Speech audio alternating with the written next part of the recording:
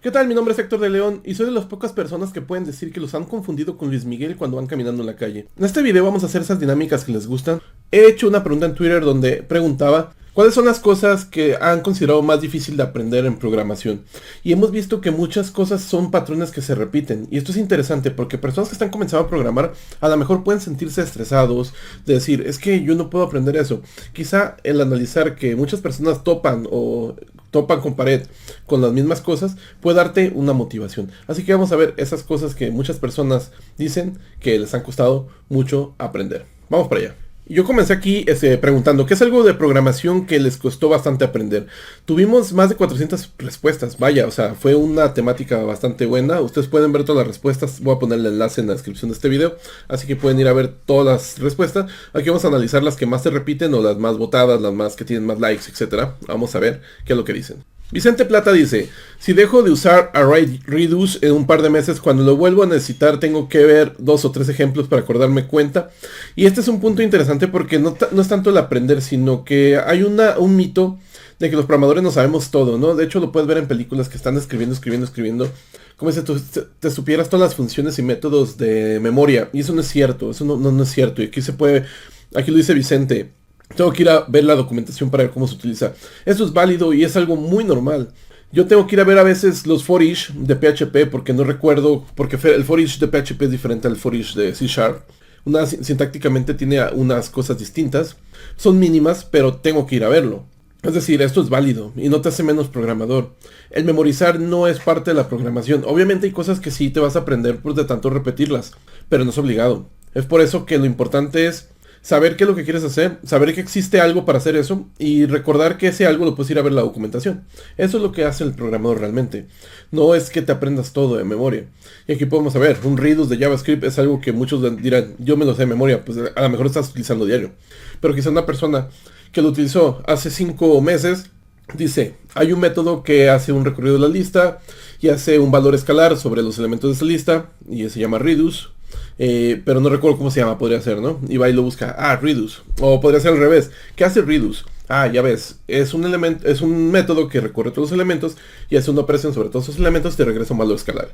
Entonces, esto es válido. Así que no te preocupes si no te acuerdas de algo. Es válido. RRS. El mal uso de programación orientada a objetos. Es como que aprendes los conceptos, pero hasta que te metes a fondo como dev, ya es que entendiendo cuándo ocuparlo. Ya vas entendiendo cuándo ocuparlo. Esto es lo que más se repitió. Programación orientada a objetos, programación orientada a objetos. Muchísimas respuestas dicen programación orientada a objetos. El punto es que programación orientada a objetos no es un concepto, son muchos conceptos en sí. Es que es una interfase, la herencia, polimorfismo. Dentro de polimorfismo tenemos más conceptos internamente. La interfase tienes conceptos enormes ahí. Si tú entiendes la interfase, te metes a patrones de diseño, arquitectura de software. Programación orientada a objetos es enorme. Es por eso que muchas personas cuando quieren entenderlo, es que es un paradigma, es una técnica, una forma de programar que son muchos conceptos y no es algo que aprendas en una semana en un video de YouTube. Es por eso que muchas personas a veces se frustran porque creen que es como aprender a lo mejor que es un array. Y no, la programación en objetos es mucho más allá. Tiene muchos conceptos y es por eso que muchas personas se abruman. Personalmente lo vi en la escuela. Yo ya sabía programar estructuradamente o modularmente. Y cuando entré a la universidad vi programación orientada a objetos. Cuando lo vi todo un semestre no entendí una mierda. Tuve que meterme, había ciertos talleres que hacían cada año y me tuve que meter a uno para aprender programación orientada a objetos. Y aún así no lo entendía. O sea, sí entendía los conceptos, pero no entendía su sentido. Hasta que me puse a ver ejemplos reales. Es decir, siempre te explican con el ejemplo de pato, animal, ganso, etcétera, o el de transporte, carro. Pero eso qué. Lo interesante es ver cuando esto realmente te sirve. Y esto lo puedes ver sobre todo cuando estás viendo temas de arquitectura de software. La programación en objetos es la base de la arquitectura de software porque es la que se utilizó para hacer la organización del código en su tiempo. Obviamente puedes utilizar programación funcional, pues utilizar programación estructurada, pero la programación orientada a objetos se utiliza mucho en la arquitectura de software por el hecho de estar quitando el acoplamiento de los componentes y de esta manera utilizar abstracciones que son las interfaces.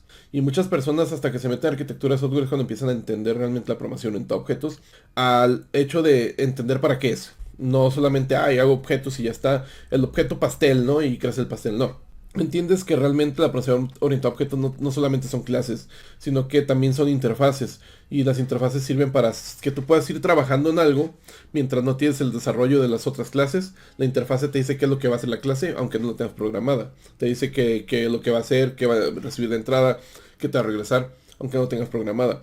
De esta manera tú puedes trabajar ciertas partes en tu sistema, si es enorme, sin tener todo. En sí la programación orientada a objetos es mucho, no es un tema que puedas ver en un día. Así que no te sientas abrumado. Yo creo que ese tema a veces se malentiende que es un tema pequeño. Y no, es un tema enorme. Docker a profundidad y CSS aún me cuesta, dice Machaca. Bueno, el tema de Docker es que también no es el único contenedor. Pero el tema de los Docker yo creo que nos vino a pegar mucho a las personas que venimos de más atrás, que no utilizamos Docker, porque nos viene a cambiar un paradigma que es cómo tú trabajas tus ambientes. Y nosotros estamos acostumbrados a trabajar los ambientes, tener un servidor y a mejor una máquina virtual y ahí poner todo tu sistema para probar. Y Docker viene a cambiar todo este tipo de cosas. Docker agarra esa temática de tener una máquina virtual, pero no tener tanto como un sistema completo para... Antes tenías que instalarte todo un sistema operativo, meterle lo que tengas que instalar ahí. Y ahora Docker lo hace más fácil. Y eso a veces nosotros nos pega porque estamos acostumbrados a trabajar de una forma y te cambian la forma de trabajar y tú sientes que es lo mismo, pero no, Docker es más rápido. Pero no solamente Docker. Yo en mi caso con PHP trabajo con algo llamado Homestead y Background. Y es algo muy parecido, no es igual, pero es muy parecido. También instalas una máquina virtual. Bueno, te encimas a una máquina virtual. Pero es muy parecido porque puedes trabajarlo con las versiones de PHP que quieras y puedes trabajar muchos proyectos. Entonces, eso es de las ventajas que tiene Docker, por ejemplo, que no necesitas tener en tu máquina solamente una versión y trabajas en otro proyecto otra versión. Y dices, pero ¿cómo lo hago? Bueno, Docker viene a eso también, para trabajar con distintos ambientes en tu misma máquina. Ahora respecto a CSS, yo creo que CSS, decirme que tú no sientes que cuando entras a CSS y haces algo y te vas un tiempo y regresas nuevamente a CSS y ves que todo es distinto, pues es normal. Es decir, no te abrumes por eso. CSS va muy rápido. Yo pienso que al final CSS va a terminar siendo un lenguaje de programación funcional, si no es que ya lo es. Muy parecido a Haskell. Pero bueno, eso ya es otro debate. Así que CSS yo creo que es es un tema para todos los programadores, a menos que seas alguien que le pique diario CSS. Pero bueno, yo creo que eso siempre ha sido así. Es algo que nos pega mucho trabajar con CSS porque se puede hacer muchas cosas diferentes. Las cosas se pueden hacer de distintas formas y eso a veces nos abruma. Esto de Mario Ruiz me parece interesante porque es algo que da muy en el clavo de algo que he venido diciendo mucho aquí. Dice Mario Ruiz, algo que para mí fue un cambio de paradigma y que la gran mayoría casi nunca entiende es que la programación lo más importante es cómo tu solución técnica aporta al negocio. Cuando lo entiendes te deja de importar el lenguaje, nube, inserte cosa de moda, acá, use. Y es esto, realmente la programación no se trata de tecnologías. Obviamente la tecnología es para implementar la solución que tú ya resolviste. Cuando tú ya estás utilizando la tecnología es para que tú estés escribiendo la solución que ya tienes. Realmente la tecnología solamente es para plantar, para pintar, para trazar tu obra, pero no es en sí la única forma de hacerlo. Tienes varias tecnologías y puedes hacerlo con distintas tecnologías. Es muy parecido cuando haces un cuadro, es muy fácil. Tú ya sabes que vas a dibujar una casa y puedes dibujarla con lápiz, la puedes dibujar con óleo, la puedes dibujar en Paint. Y en sí la herramienta es lo que sirve solamente para eso, para implementar algo que tú ya resolviste. Esto yo creo que es las cosas más complejas, entender que no existe un curso para todo lo que lo vayas a hacer. Y muchas personas malentienden esto. Piensan que van a encontrar un curso en YouTube, en Udemy, para resolver el negocio que tienen. El software se divide solamente en dos cosas, en herramientas y en negocio. Las herramientas son los frameworks, son las bases de datos, son las bibliotecas matemáticas, las bibliotecas que te sirven para hacer solicitudes HTTP. Esas son las herramientas. Eso no te resuelve el negocio. El negocio lo resuelves tú con los algoritmos. Y si te fijas, estas es las cosas que a veces cuesta mucho a las personas entender. ¿Qué es lo que hace Uber? ¿Qué es el negocio de Uber? Conseguir un carro cuando tú lo solicites, conseguir un chofer, hacer un viaje.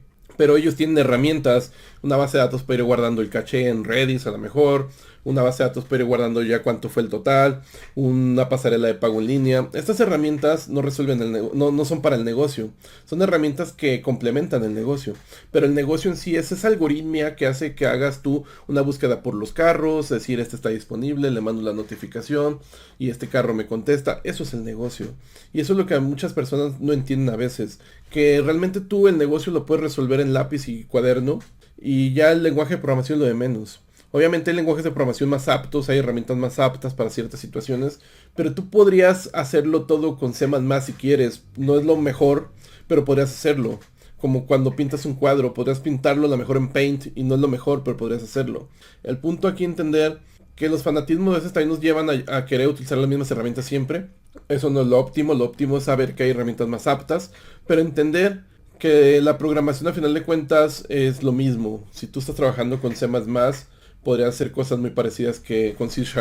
A lo mejor es más fácil hacer cosas en bajo nivel con C++ que con C# porque es más apto para eso, pero con C# podrías también lograrlo. Entonces, a lo mejor hay ciertas limitantes que podrías tener, pero en esencia el negocio lo puedes resolver con cualquier lenguaje de programación.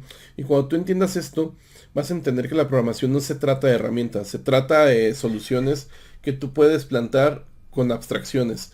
Es decir, tú puedes dividir un problema en abstracciones. Cuando tú vas por una cerveza, bien que lo divides con tu cabeza, cabezón.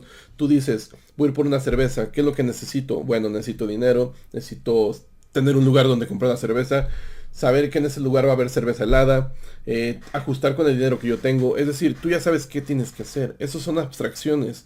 Y cuando tú estás diseñando un software o estás diseñando un programa, tú puedes dividir todas las abstracciones del programa sin necesidad de estar trabajando en la programación todavía. Una vez que la divides, todas las abstracciones, cuando yo quiero hacer una autentificación, tengo que hacer una solicitud para acá, verificar que el usuario está activo, verificar que el usuario tenga el pago al corriente. Ese negocio es lo que tienes que programar, y es lo que a veces las personas no entienden, que no vas a encontrar un curso o un recurso siempre relacionado al negocio que tú vas a programar. Y es donde muchas personas se estancan, porque piensan que el bootcamp, que la universidad les enseñó todo eso. Y no, eso tú tienes que ponerte a hacer lo que es ser realmente un programador. Analizar y pensar. Ya el código, codificar, ese mito de estar codificando, ya dejemos a un lado. Eso es lo último que hace el programador. El programador hace muchas más cosas antes de codificar. Y eso es lo que quise cerrar con Mario Ruiz. Obviamente yo creo que es el problema principal, porque muchas personas a veces se topan con pared por no entender que la programación no solamente es código. Así que los dejo con eso. Pensar que tú podrías programar si quieres en tu cuaderno, y poder resolver todo un sistema en tu cuaderno. Rayarlo, trazarlo, con sentencias, con oraciones, podrías resolverlo. Ya el código es lo de menos. Ya el código es al último, plantar lo que ya tú solucionaste. Esto es la programación realmente. Voy a dejar el enlace de todas las respuestas, son muchísimas, más de 400. Quizá haga otro video porque hay muchísimas respuestas muy interesantes como esta última. Así que quizá hagamos otro video, pero eso, bueno, ustedes decírmelo en los comentarios. ¿Quieren que haga otro video con este hilo que se puso muy interesante? Decírmelo en los comentarios. Un pulgar arriba me ayuda mucho con estos videos. Ya sabes, no te abrumes si te estancas con un conocimiento. Todos nos hemos estancado con conocimiento en programación. Mi nombre es Héctor de León. Adiós.